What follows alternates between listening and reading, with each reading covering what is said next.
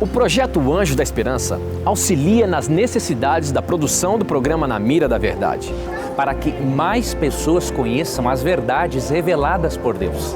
Junte-se a este projeto e ajude a transformar vidas. Sou Anjo. Sou Novo Tempo.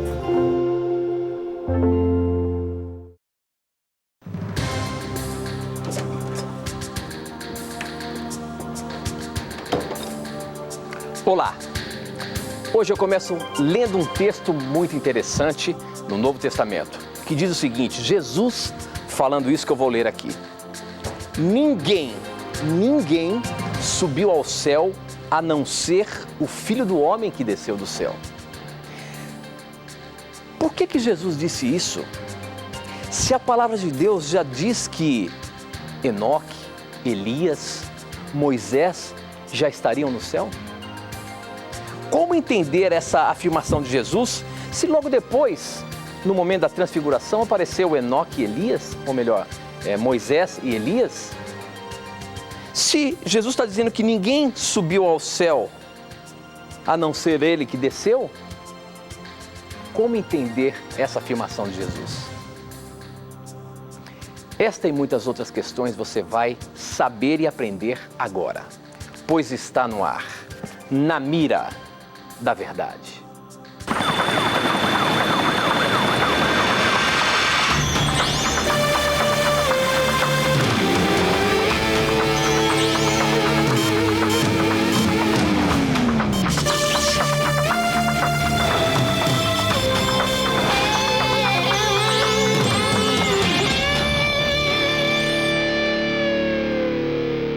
Olá, seja muito bem-vindo. Já nos conectamos com o Brasil e o mundo através das ondas do rádio, da internet e da TV Novo Tempo espalhada por todo o nosso país.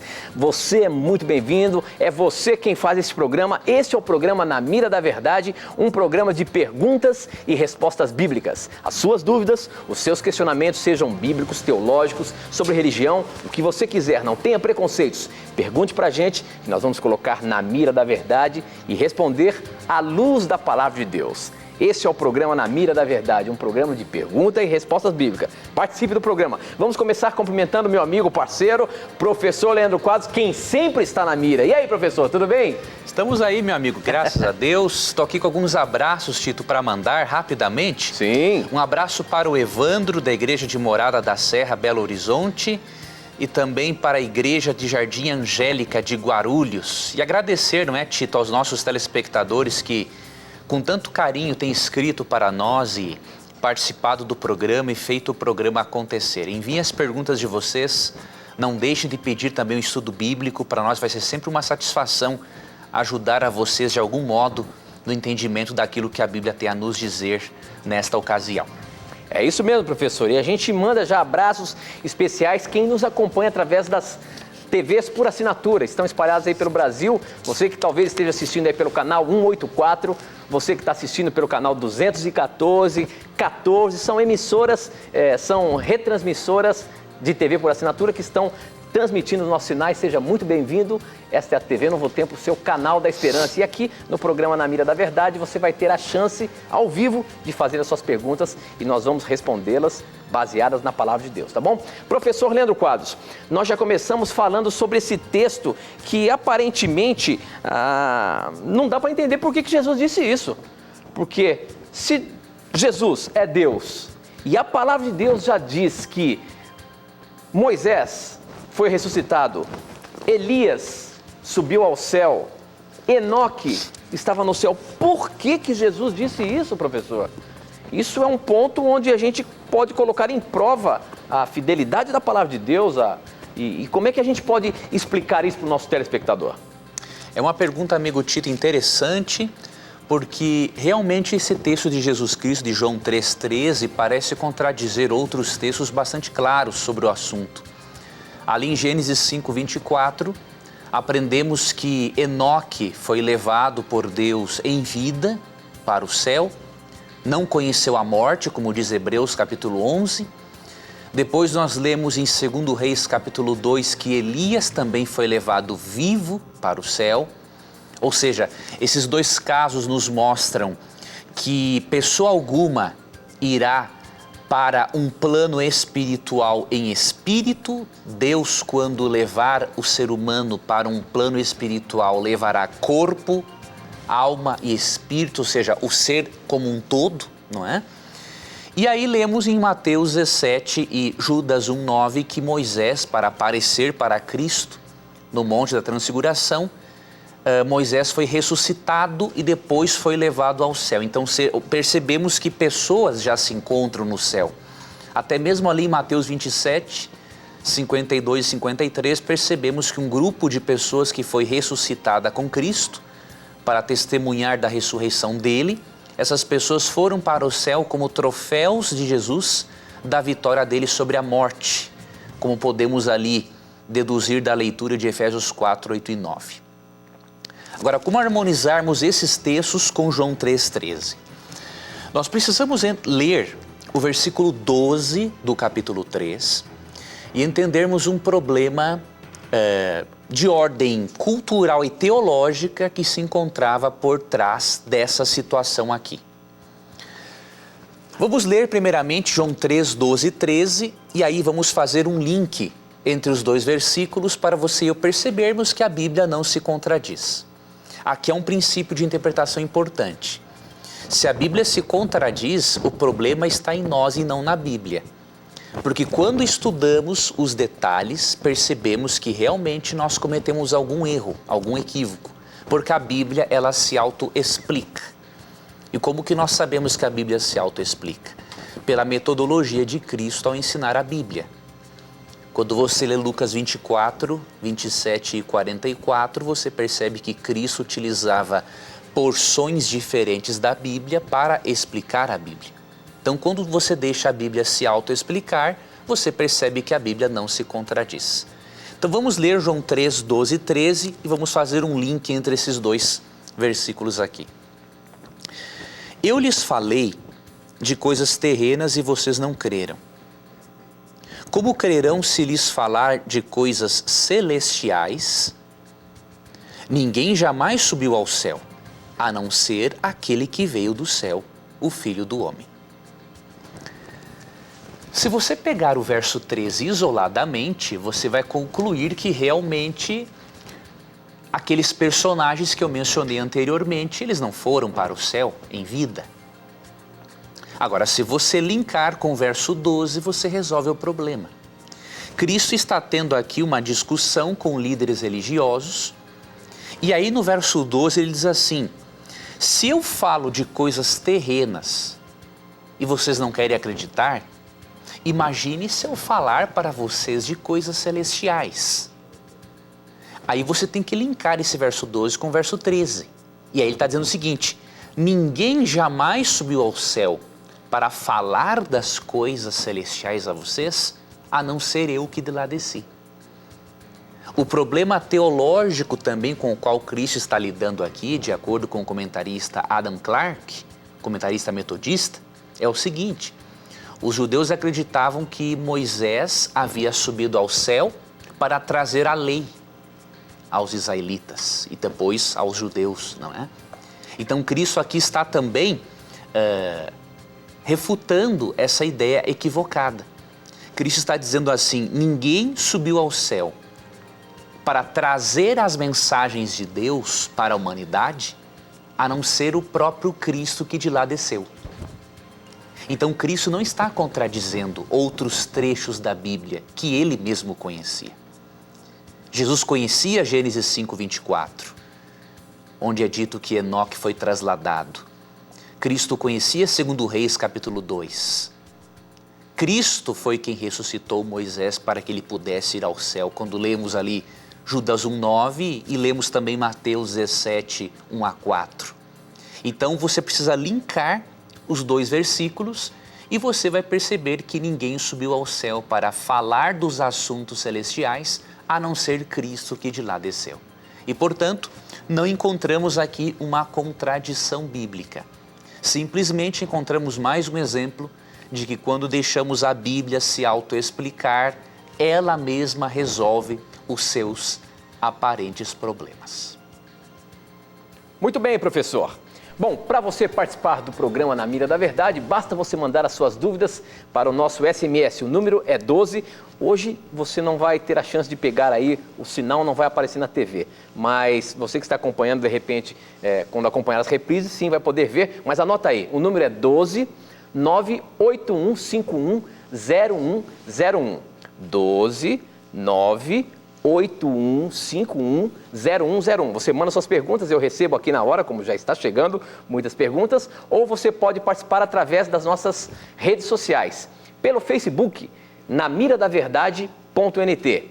Pelo Twitter, @namiradaverdade. E ainda você tem a chance de acessar o nosso blog, novotempo.com/Na Mira da Verdade, tá bom? Mande as suas perguntas pra gente e a gente vai colocar o professor na mira da verdade e ver se ele responde mesmo baseado na palavra de Deus. Como essa que chegou aqui pelo nosso Facebook, quem mandou foi o Gerson Tenório, e ele diz o seguinte: boa noite, professor Leandro Quadros, professor Tito.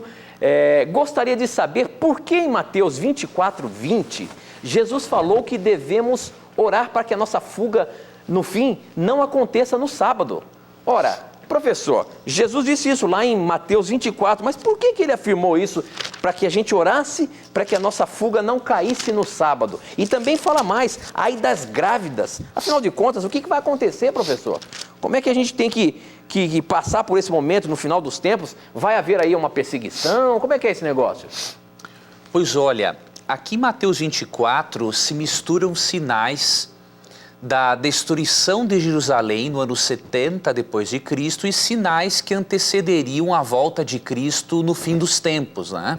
Então tá mesclado aí, tem dois significados, é isso? Tem dois tipos de sinais, Tito. Então, aqui no verso 19, muitos cristãos equivocadamente costumam dizer por aí, não é recomendável ter filhos atualmente porque está perto de Jesus voltar. Pessoas que, infelizmente, não leem a Bíblia descontextualizadamente. Quando Cristo falou, ai das grávidas naquele dia, obviamente está falando do momento em que Jerusalém foi cercada, não é, pelos romanos, e os romanos eram soldados impiedosos, não é? Eles matavam as grávidas, tiravam o feto da barriga delas com a espada. Então, por isso que ele falou, ai das grávidas. Então, é importante nós lermos a Bíblia dentro de um contexto para não criarmos lendas que não fazem parte do texto bíblico, não é? Agora, o verso 20, quando fala assim, orem para que a fuga de vocês não aconteça no inverno e nem no sábado, acontece pelo seguinte, existem obviamente outras interpretações, mas a princípio eu sou mais adepto da interpretação contextual que diz o seguinte, se eles tivessem que fugir de Jerusalém no inverno, era muito mais difícil. E outra, se o cerco da cidade de Jerusalém no ano 70 fosse no sábado, pegá-los seria muito mais fácil, porque todos estariam o quê? Reunidos adorando a Deus. Então esse texto aqui é uma forte evidência para nós. Eu convido a todo irmão evangélico e católico a meditar nesse texto. Cristo está falando nesse texto que 70 anos depois da cruz, os judeus cristãos continuariam guardando o sábado e não o domingo, hein? Então, reflita nisso com carinho e deixe de lado aquela ideia de que os pais da igreja são fonte segura de autoridade doutrinária no lugar da Bíblia. Se Cristo falou que eles deveriam orar para que a fuga deles não ocorresse no sábado, porque eles seriam pegos por estarem juntos, reunidos, adorando a Deus no sábado, é óbvio que 70 anos depois da cruz, eles estariam observando o sábado e não o domingo como dia santificado. Ok, professor. Muito bem. As próximas perguntas aqui estão, olha, daquelas capciosas, hein, meu amigo? Se prepara aí porque vem uma boa que chegou pelo nosso blog. Quem mandou foi a Cláudia, ou melhor, o Cláudio Eduardo de Belo Horizonte. Ele diz o seguinte, olha aí, professor. Por que o rito do batismo é realizado apenas por pastores, se Jesus em Mateus 28:19 disse que nós poderíamos batizar pessoas? Por que somente os pastores batizam pessoas? Jesus realmente disse isso, professor, que qualquer um poderia batizar? E como é que é? Por que que hoje apenas pastores têm autoridade para fazer o batismo? Veja bem, a Bíblia não é clara a respeito desse assunto. Certa ocasião, Paulo falou o seguinte: eu não fui enviado para batizar, mas para pregar o Evangelho. Então, Cristo realmente deu a ordem aos seus seguidores para batizarem. Ali em Mateus 28, 18 a 20. Ide, portanto, fazer discípulos, batizando-os em nome do Pai, do Filho e do Espírito Santo. Agora, Cristo não especificou se seriam só pastores ou se seriam só presbíteros ou quem fosse. Cristo preferiu deixar este assunto para que cada filho seu assim o decidisse. Mas por uma questão de organização, não é? Eu creio que se qualquer pessoa saísse por aí batizando, a coisa ia ficar muito bagunçada, não é? Muitos não iriam seguir critério algum para batizar uma pessoa. E nós sabemos que a Bíblia estabelece alguns critérios, não é? Primeiro em Atos 2, 37 e 38, a pessoa tem que arrepender-se. Atos capítulo 8 mostra que a pessoa tem que crer em Cristo. Então existem critérios. Então mesmo que a Bíblia não defina, só pastor batiza, ou só presbítero batiza, ou só apóstolo batiza. 1 Coríntios 14, 33 e 40 ensinam-nos que tudo deve ser feito com decência e ordem. Então Deus deixou a critério dos seus filhos decidirem qual das melhores maneiras poderíamos fazer para que tudo fosse feito com ordem, não é? Agora, dizer que a Bíblia especifica qual pessoa tem que batizar, realmente a Bíblia não é essa a preocupação do texto bíblico, né? Muito bem. A próxima pergunta chegou aqui por SMS. Deixa eu ver aqui. O Edson, ele diz o seguinte: meus amados, por favor, me ajudem a entender o que está escrito em Gálatas 23, ou melhor, Gálatas 3, versos 23 e 24. Vamos ler o que está escrito ali para a gente poder contextualizar a pergunta, professor. Ali em Gálatas 3, 23 e 24 diz o seguinte: mas antes que chegasse o tempo da fé, nós éramos prisioneiros da lei, até que fosse revelada a fé que deveria vir. Assim, a lei ficou tomando conta de nós até que Cristo viesse para podermos ser aceitos por Deus, por meio da fé. Isso quer dizer, então, professor, que aqui a lei foi válida até Jesus voltar. Ou melhor, até Jesus vir aqui, porque se Jesus veio aqui, a partir daí ela passou a não valer mais. É isso mesmo que Gálatas está dizendo aqui? Como que a gente entende esse texto aqui para o nosso irmão Edson? Vamos lá, amigo Tito. Veja bem, irmão Edson. Aqui nesse texto aparece uma expressão muito interessante, a expressão tutor. O que era um tutor? Nós temos que entender isso aqui no contexto que Paulo utilizou. O tutor era um indivíduo escravo que era responsável por orientar o filho de um dono, desse escravo, até a idade madura, onde este filho pudesse tomar a decisão por si mesma. Ele chegando numa idade madura, ele não precisava mais do tutor para orientá-lo, certo? Então Paulo está comparando a lei aqui a um tutor. A lei serviu como um tutor, ou seja, nos encerrava nela para evitar com que nós ficássemos toda hora sendo pecadeiros, fazendo do pecado um estilo de vida. Só que chegamos num nível espiritual em que Cristo veio e agora nos mantemos ligados a Cristo pela fé, de modo que não estamos mais subordinados a este tutor, porque Cristo, pelo seu poder transformador e regenerador, nos mantém em harmonia com os princípios de Deus. Agora a pergunta é, quando o indivíduo ele não estava mais sob o cuidado do tutor, ele estava livre para desobedecer todas as instruções que ele havia aprendido do seu tutor, do seu professor ao longo da vida? Não. Por quê? Porque esperava-se que ao esse indivíduo adquirir a maturidade, a partir dali, ele viveria sem o tutor, pressionando-o, colocando-o nos trilhos para ele fazer a vontade do seu pai, não é? Do dono do escravo, dono do tutor que guiava o filho. Então a mesma coisa acontece em relação à lei, não é? Cristo adquirimos uma maturidade espiritual em Cristo de tal maneira que não precisamos ficar ali presos na forma escrita da lei. Agora, Cristo mesmo nos guia pelos seus caminhos. Ele não está aqui tirando a lei da nossa vida, mas simplesmente mostrando que por estarmos num estágio de maturidade espiritual diferente, nós agora nos guiamos pela fé em Cristo. Mas a lei continua tendo o seu papel na nossa vida, porque Hebreus 8:10 diz que ela é escrita no nosso coração. Tá? Então pensa na imagem do tutor, como Paulo empregou neste contexto, e não se esqueça de uma coisa também. Paulo em Gálatas, ele não é contra a lei de Deus.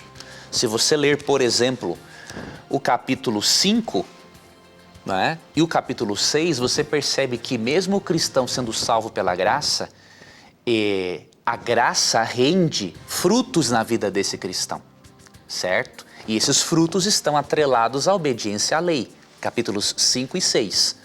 Agora, Paulo é contra um sistema religioso que coloque a lei como meio de salvação. Então, tenha essas ideias em mente e você não terá dificuldades para entender esse texto de Gálatas e o restante desta carta importantíssima que Paulo escreveu sobre a justificação pela fé. Muito bem, professor. Para você participar do programa, basta mandar as suas perguntas por SMS. O número é 12 98151 0101. Ou então acessando as nossas redes sociais pelo Facebook, namiradaverdade.nt, pelo Twitter, @namiradaverdade, e ainda você tem o blog, que você pode participar também, além de aprender os mais diversos temas que colocamos ali, semanalmente, diariamente, para que você possa aprender mais sobre a palavra de Deus.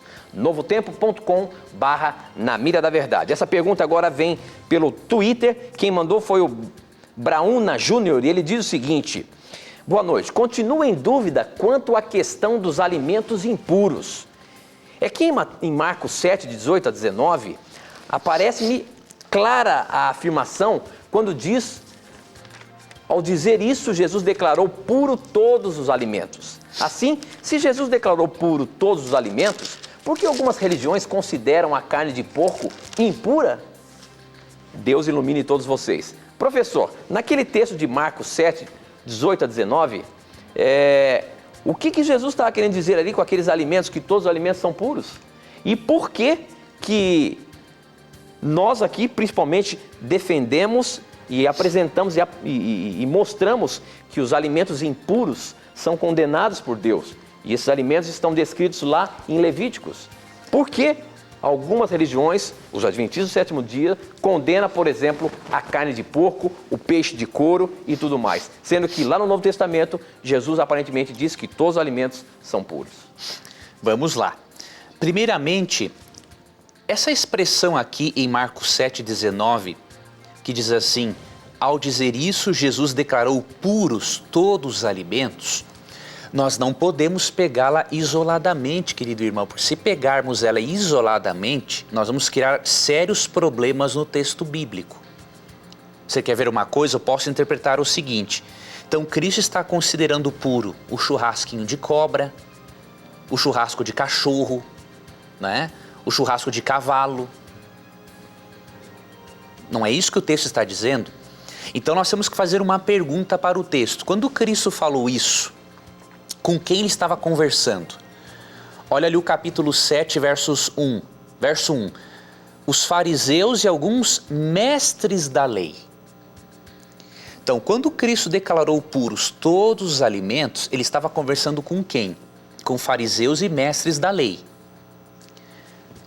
Pergunto a você: na mesa de um judeu, existiam carnes imundas?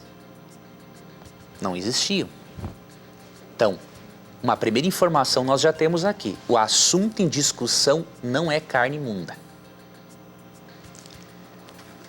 Então, qual é o assunto, Leandro, se Cristo está afirmando claramente que declarou puros todos os alimentos? Bom, o assunto não é carne imunda, porque ele está falando com judeus. E na mesa de judeu não tem carne imunda. Vamos ler aqui o início de Marcos 7 e aí a sua dúvida será esclarecida. Marcos 7, 1 em diante. Os fariseus e alguns mestres da lei vindos de Jerusalém reuniram-se a Jesus. E viram alguns dos seus discípulos comerem com as mãos impuras, isto é, por lavar. Os fariseus e todos os judeus não comem sem lavar as mãos cerimonialmente, apegando-se assim à tradição dos líderes religiosos. Quando chegam da rua, não comem sem antes se lavarem. E observo muitas outras tradições, tais como o lavar de copos, jarros e vasilhas e metal. Então os fariseus e os mestres da lei perguntaram a Jesus: por que os seus discípulos não vivem de acordo com a tradição dos líderes religiosos, em vez de comerem um alimento com as mãos impuras? Você percebeu? O problema em Marcos 7 não é alimento imundo, mas comer um alimento com as mãos imundas. Havia a chamada tradição dos anciãos, que eram mandamentos orais dados pelos líderes religiosos e que, na verdade, agregavam coisas à lei de Moisés e que Deus não havia dado. Um desses mandamentos era que o indivíduo deveria lavar as mãos cerimonialmente, não por uma questão de higiene, mas ele deveria lavar as mãos diversas vezes, inclusive alguns objetos, para ele poder purificar esse alimento para ele comer. Então você tem que ligar o verso 19 com esse contexto aqui imediato de Marcos 7. Então, quando afirma que Cristo considerou puros todos os alimentos, ele considerou puros todos os alimentos independente de comê-los sem lavar as mãos ou não, neste ritual de purificação ensinado pela tradição dos anciãos. Este é o contexto. Carnes imundas não fazem parte da discussão, porque na mesa dos judeus não entravam carnes imundas. Tá ok? E uma outra coisa para finalizar, lembre-se do princípio de 1 Coríntios 6, 19 e 20, querido irmão. Ali é dito que o nosso corpo é o templo, é o santuário do Espírito Santo. Ou seja, se o nosso corpo é o santuário do Espírito Santo, se é errado você e eu jogarmos lixo dentro de um templo, dentro de uma igreja, mais errado ainda é jogarmos lixo para dentro do corpo, que é o templo do Espírito Santo. Então, se o nosso corpo foi comprado pelo sangue de Cristo, precisamos cuidar deste corpo, porque o corpo afeta a mente afeta o corpo, a nossa natureza é integral, é holística, então a nossa espiritualidade saudável depende de um corpo saudável. Um corpo saudável depende de uma espiritualidade, de uma mente sã. Então não ingerimos carnes imundas porque queremos preservar o corpo nas melhores condições possíveis para que a nossa mente se comunique ainda melhor com Deus e receba melhor as suas impressões.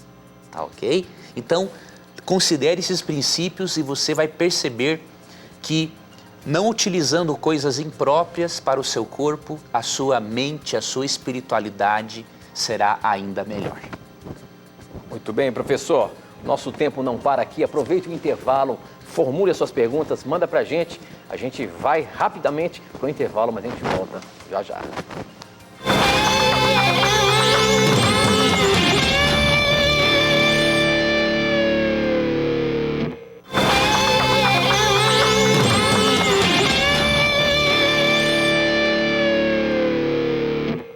Já estamos de volta, agora são 9 horas e 34 minutos, estamos ao vivo. Esta é a TV Novo Tempo e aqui é o programa Na Mira da Verdade, um programa em que você pergunta e nós colocamos o professor na mira e respondemos à luz da palavra de Deus. Portanto, participe do programa mandando os seus questionamentos. Para você participar, você pode mandar a sua pergunta para o SMS. O número é 12 98151 0101. Mas esse telefone é só para SMS, não para ficarem ligando aqui como estão ligando. Manda o seu torpedinho para a gente e a sua pergunta pode estar na mira. Você também pode participar através das redes sociais. Pelo Facebook, namiradaverdade.nt, pelo Twitter, @namiradaverdade, e ainda você tem o nosso blog, que além de você conhecer todo o conteúdo que a gente coloca ali sobre a palavra de Deus, assuntos dos mais diversos, que você pode se aprofundar mais no estudo da palavra de Deus, você tem a chance de mandar as suas perguntas para a gente também. Na Mira da Verdade, é novotempo.com/Na Mira da Verdade, é o nosso blog. E olha só, lá no nosso blog, você ainda tem a chance de clicar nesta imagem que você vai ver lá, Verdades para o Tempo do Fim. É uma revista, é um curso bíblico que nós oferecemos gratuitamente para você. Para você ter essa revista aí na sua casa, você tem que entrar lá no nosso blog, novotempo.com/Na Mira da Verdade. Você vai ver a imagem dessa revista. Deixa eu ver se a gente consegue mostrar ela de pertinho aqui para você, ó. Esta aqui é a revista, você vai clicar nela e você vai ser direcionado para um lugar onde você vai colocar os seus dados postais, para que a revista possa chegar aí na sua casa direitinho, tá bom? É um presente que nós oferecemos para você. É um curso bíblico, são 16 lições e no final ainda você tem os questionários para você preencher aqui, baseado naquilo que você estudou. E se você mandar os seus questionários para a gente, aqui tem, vem dizendo como que você faz para mandar para a gente, você vai ganhar ainda um outro presente. Você vai poder escolher de 3 CDs, um deles. Um é para solos, o outro é para grupos e quartetos e o outro para duetos. Então você tem três CDs que você vai poder escolher um deles como mais um presente para você, por você ter completado o curso bíblico. Olha, mais de 150 mil pessoas já estão estudando a Palavra de Deus através do Verdades para o Tempo do Fim. Por que você não pede o seu agora mesmo? Entra lá no nosso blog, novotempo.com/Na Mira da Verdade. É o nosso presente para você, tá bom? Vamos lá. Professor Leandro Quadros, tem uma pergunta aqui no Twitter. Quem mandou foi o Ravi Rangel e ele diz o seguinte: afinal, se o inferno não existe, por que a palavra inferno está na Bíblia? O que significa inferno, afinal de contas? Lá em 2 Pedro 2,4, o que quer dizer isso daí, professor? Realmente, nós aqui falamos que não é que a questão do inferno não existe, é que não existe agora, né? Como é que a gente pode entender a questão do inferno? Porque a Bíblia tem vários textos que falam sobre o inferno, sobre o lago de fogo, enfim. O que é isso? Quando vai ser isso? Se já existe, não existe? Como entender a questão do inferno? Vamos lá, amigo Tito. Veja bem, queridos. A palavra inferno, ela é uma palavra latim, né? Então ela não deveria aparecer em nossas Bíblias, né? As palavras que aparecem em nossas Bíblias, por exemplo, aqui em 2 Pedro 2,4 é a palavra tártaros. Agora, Jesus utiliza muito a palavra Guiena. Na Bíblia se utiliza também no hebraico a palavra Seol. Então os tradutores pegaram essas palavras originais e colocaram por inferno. Mas os tradutores o fizeram isso tendo como base os seus pressupostos na crença da imortalidade natural da alma. Agora, a palavra inferno não deveria estar na Bíblia, ela em si, porque é uma palavra latim e a Bíblia originalmente não foi escrita em latim. A Bíblia foi escrita em hebraico, trechinhos em aramaico e depois em grego, não é? Então, o recomendável é você analisar o termo original e ver em que contexto ele é empregado. Em alguns momentos, o termo Seol se refere figurativamente ao mundo dos mortos, sepultura. Cristo utiliza o termo Guiena, que é traduzido por inferno, em Marcos capítulo 9, 45 a 44. Ele se utiliza para se referir ao lago de fogo que punirá e depois aniquilará os ímpios depois do milênio, de acordo com Apocalipse 20, certo? E em 2 Pedro 2,4, o significado é outro. Vou ler para você aqui. Posso ler aqui na linguagem de hoje, professor? Leia, Tito. Olha, na linguagem de hoje diz o seguinte: pois Deus não deixou escapar os anjos que pecaram, mas os jogou no inferno e os deixou presos com correntes na escuridão, esperando o dia do julgamento. Quando a gente lê esse texto aqui, professor, realmente dá a entender que foi o que aconteceu, que eles estão lá queimando, esperando até o dia do julgamento. Se não é isso, como é que a gente entende esse texto? Olha como é bom, Tito, nós lermos, além de lermos nas entrelinhas, lermos algum texto paralelo para vermos ao que esse termo se refere.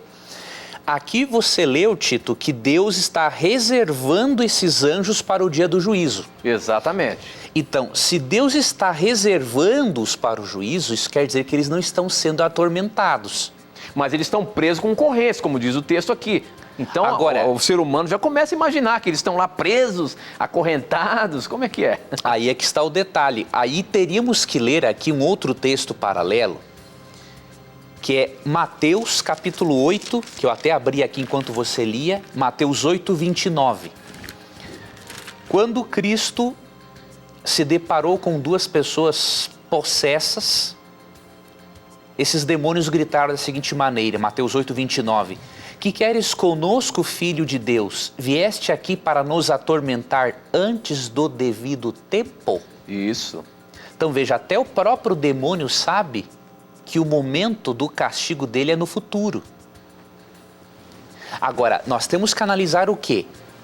Correntes literais prendem seres espirituais? Não. Esse termo aqui, tártaro, no original, ele se refere mais a uma condição espiritual depravada desses anjos maus do que a um lugar específico. Os comentaristas têm explicado esse termo da seguinte maneira, né? Por quê? Aqui diz o seguinte, Deus não poupou a anjos que pecaram, mas os lançou no Tártaros, prendendo-os em abismos tenebrosos, a fim de serem reservados para o juízo. Então o texto estaria dizendo o seguinte, já que esses anjos pecaram, Deus os entregou às trevas morais, já que eles abandonaram o seu estado de pureza. Eles foram expulsos para onde, de acordo com Apocalipse 12, 7 a 9? Para a terra. Eles, por terem abandonado o estado de pureza, estão em trevas morais e estão aqui em nosso planeta Terra, aguardando o dia do juízo, quando eles serão lançados no lago de fogo, depois do milênio, como diz Apocalipse 20, para serem castigados e depois aniquilados. Agora, se pegarmos o termo inferno ou tártaros no original e interpretarmos como os gregos interpretam, aí nós vamos colocar na Bíblia uma ideia totalmente alheia, não é? Então eu recomendo que o nosso telespectador pense da seguinte maneira, o termo aqui se refere mais à condição espiritual depravada desses seres do que a um local específico. Pedro não tinha um lugar físico em mente. Ele está falando que Deus entregou esses seres, não é? A sua condição espiritual deplorável, já que eles abandonaram o seu estado de pureza. Mas não se refere a um local específico, até mesmo porque em Mateus 8, 29, os próprios demônios sabiam que o tempo deles serem atormentados ainda não havia chegado. Ok, professor, muito bem. Para você participar, você pode mandar o seu torpedinho SMS para 12 981510101. Manda para mim que eu recebo aqui na hora, tá bom? Ou então pelo nosso blog novotempo.com/Na Mira da Verdade. Você tem várias formas de participar do programa, vou falando aqui a você, você vai anotando aí e manda a sua pergunta. Essa, por exemplo, veio pelo nosso blog. Professor, cometi pecados no passado como aborto e adultério e não consigo me perdoar. Por isso, embora na minha igreja digam que Deus já me perdoou, o que a Bíblia fala sobre isso para me confortar? Estou muito triste e preciso de ajuda. Por favor, me ajudem. E aí, professor, como entender essa questão, como dar esse alívio para essa nossa telespectadora, professor? Pois olha, eu vou ler para você, minha amiga, um texto de alguém que fez algo parecido com o que você fez e até pior, e Deus perdoou ele. Então Deus pode perdoar você também. Segundo Crônicas, capítulo 33, falando do rei Manassés, foi um dos reis mais perversos do reino de Judá. Entre as coisas que esse indivíduo fez, olha o que ele chegou a fazer. Segundo Crônicas 33, verso 6. Chegou a queimar seus filhos em sacrifício no vale de Ben-Hinom. Praticou feitiçaria, adivinhação e magia, e recorreu a médiuns e aos que consultavam os espíritos, fez o que o Senhor reprova, provocando a ira. Ou seja, das muitas coisas abomináveis que Manassés fez, ele queimou os próprios filhos em sacrifício às divindades pagãs. E depois que Deus permite que o rei da Síria invada o reino de Judá e leve Manassés preso a ganchos para o Império Assírio, diz aqui, no verso 12, que Manassés se arrepende. Olha o que diz aqui. Em sua angústia, ele buscou o favor do Senhor, o seu Deus, e humilhou-se muito diante do Deus dos seus antepassados. Verso 13. Quando ele orou, o Senhor o ouviu e atendeu ao seu pedido e o trouxe de volta a Jerusalém e a seu reino. E assim Manassés reconheceu que o Senhor é Deus. Então, minha amiga, se Deus perdoou Manassés por ter sacrificado os próprios filhos às divindades pagãs, Deus perdoa você pelo aborto que você cometeu. Agora, o detalhe é que você não se perdoou. E aí você vai precisar de uma ajuda psicoterapêutica para você aprender a perdoar a você mesma. Mesmo que você saiba racionalmente e tenha fé no perdão de Deus, e mesmo que você leia este capítulo aqui, é bem provável que você não se perdoe ainda. Então você vai precisar da ajuda de um bom psicólogo cristão para lhe dar dicas, auxílio, aconselhamento apropriado para você perdoar a você mesma. A partir do momento que você perdoar a você mesma, você vai sentir melhor o perdão de Deus por você. Deus já lhe perdoou. Agora, busque uma ajuda profissional para você perdoar a você mesma antes que você desenvolva aí algum sintoma psicossomático. E aí depois para tratar demora mais tempo, não é? Então busque ajuda, porque Deus na sua palavra tem textos de sobra para dizer o quanto Ele lhe ama e o quanto Ele está disposto a lhe ajudar a recomeçar. Ok, professor, muito bom. Bom, eu queria mandar um abraço especial para uma cidade toda especial. A cidade é de Caçador, no Paraná. Lá o pessoal está acompanhando o programa Na Mira da Verdade. Eu queria mandar um abraço para todo o povo aí de Caçador que acompanha o programa Na Mira da Verdade. Muito obrigado pelo carinho da audiência de vocês. E eu faço um convite para vocês. Conheçam uma igreja adventista aí em Caçador. Tenho certeza que o pastor Carlos vai estar lá de braços abertos para receber vocês, tá bom? E um abraço também para o senhor João Paulino de Cajati, São Paulo, que ligou para a gente aqui e falou: olha, eu não perco Na Mira da Verdade. Quero que você me mande um abraço, hein? Um abraço a você. E assim, há muitos outros que pedem abraço, que vocês se sintam abraçados pelo programa Na Mira da Verdade. E já agradeço aí por você participar do programa e por você estar ligadinho com a gente aqui, tá bom? Bom, professor, essa pergunta aqui é interessante. Quero ver como é que você se sai dela. Quem mandou, deixa eu ver se tem um nome aqui. Foi o Mohamed. E ele disse, deixa eu ver. Não, desculpa, não, isso aqui é o que ele está falando no final, não tem o nome dele aqui. A questão é a seguinte: quem é o profeta profetizado por Deus a Moisés em Deuteronômio 18, 15 a 18? Segundo o texto, o profeta sairia dos irmãos dos israelitas. Logo, na lógica, não pode ser Jesus. Além do que, o profeta seria legislador e Cristo não foi um legislador. À luz da minha religião, o Islã, o profeta foi Mohamed. E aí, professor? Eu não sei. Tem o nome dele aqui? Vixe, eu não consigo falar o seu nome. Wassalam aleikum. Não, isso aqui é um cumprimento, né? Eu acho que é salam aleikum. Deve ser algum cumprimento que eu não sei nem dizer, professor. Mas ele não botou o nome dele aqui. Afinal de contas, como que a gente pode responder essa pergunta para o nosso irmão que é Islã aqui? O profeta realmente foi Mohamed? Esse texto está profetizando sobre Jesus ou não? Olha, esse texto, querido amigo, olha, uma satisfação, viu, ter a sua pergunta aqui no nosso programa. Realmente esse texto é um texto messiânico que se refere a Jesus. Por quê? Deixa eu abordar a questão de Jesus ser o legislador. Tiago 4,12 fala que Deus é o legislador. E quando você estuda o texto bíblico, você percebe em João 1, 1 a 3, por exemplo, Colossenses 2,9, João 10,30, que Cristo é Deus. Então Cristo é o legislador da lei, certo? Agora, por que esse texto se aplica a Jesus e não pode aplicar-se a Maomé? Vamos deixar que o próprio Cristo responda. Vou ler para você João capítulo 5, versos 46 e 47.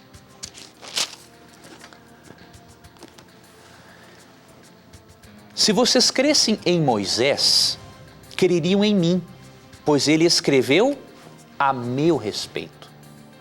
Visto, porém, que não creem no que ele escreveu, como crerão no que eu digo?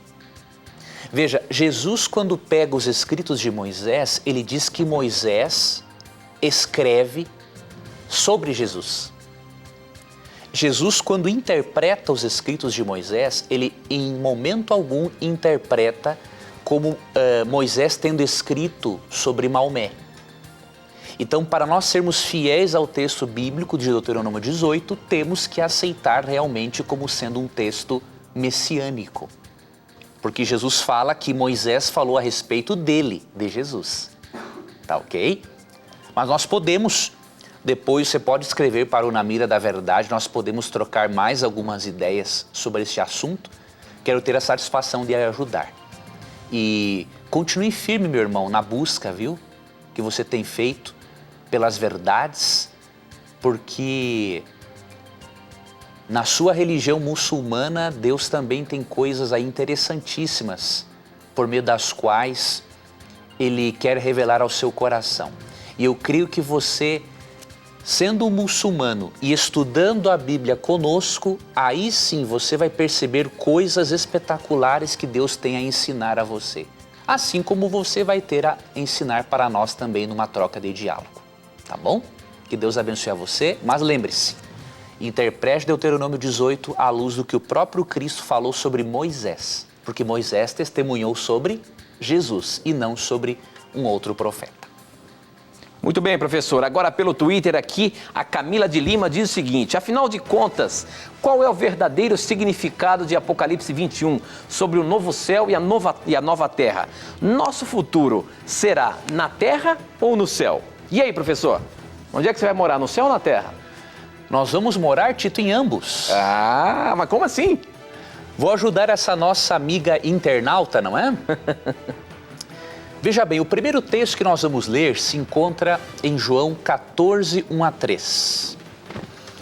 Ali em João 14, 1 a 3, Cristo disse o seguinte: não se turbe, ou seja, não se preocupe o seu coração. Creia em Deus, creia também em mim.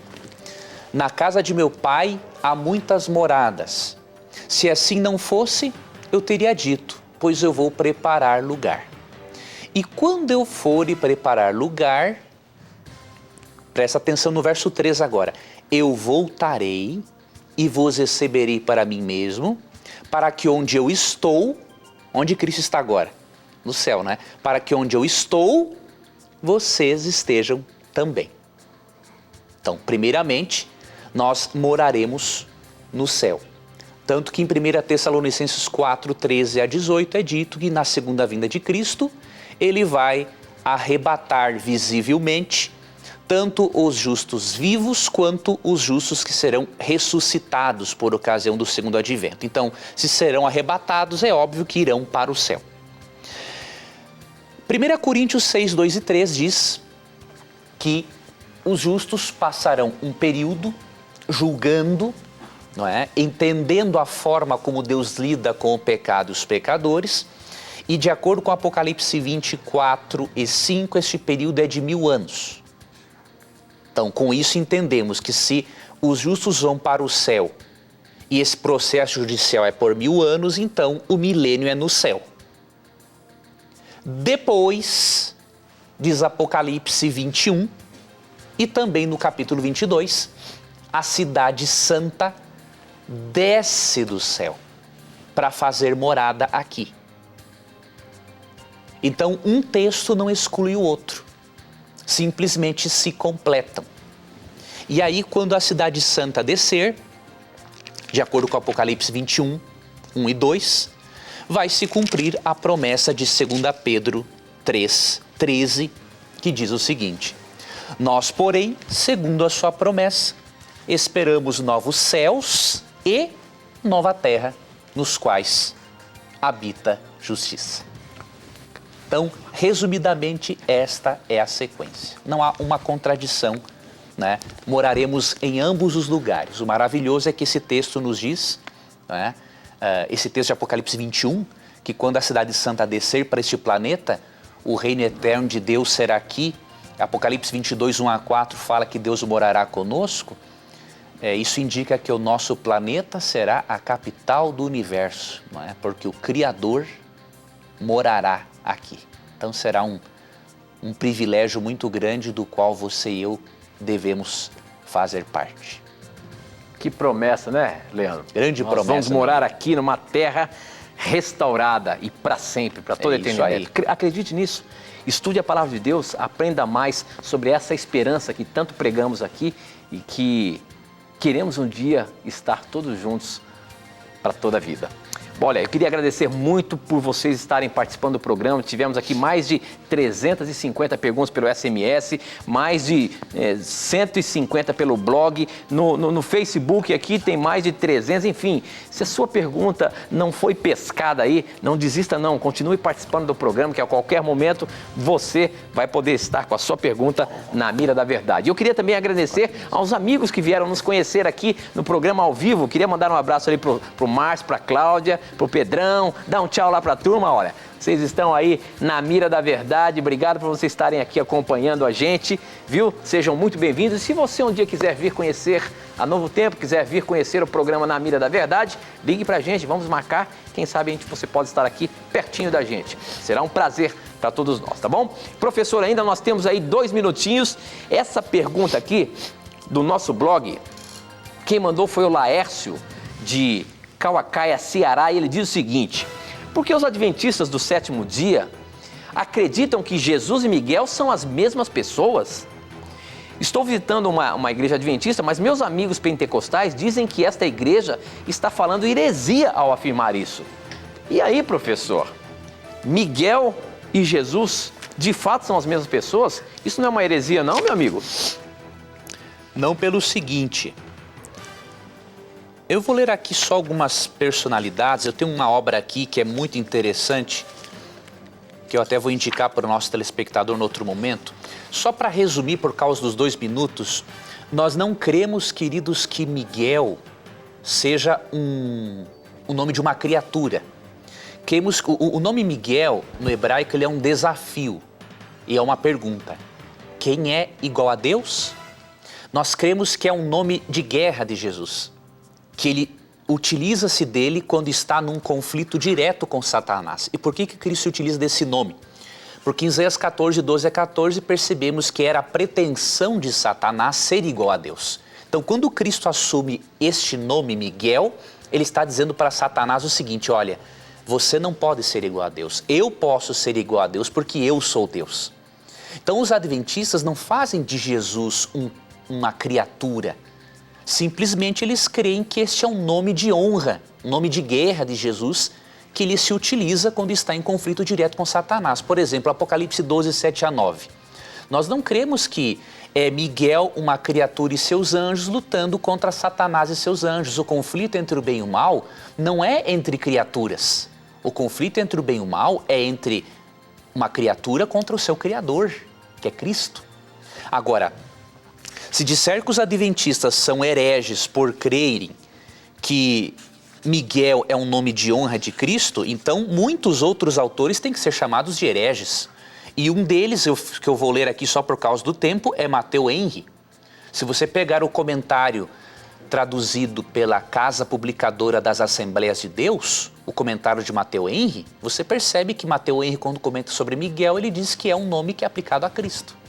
Então, por que chamar os adventistas de hereges e não chamar Matteo Henry de herege?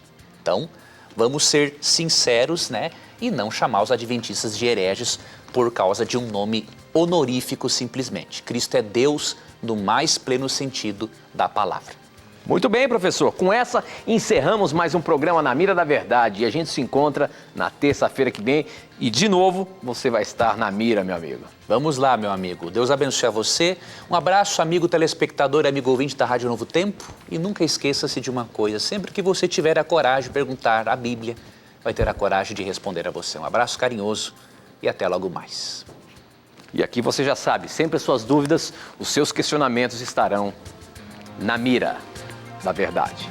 Tchau.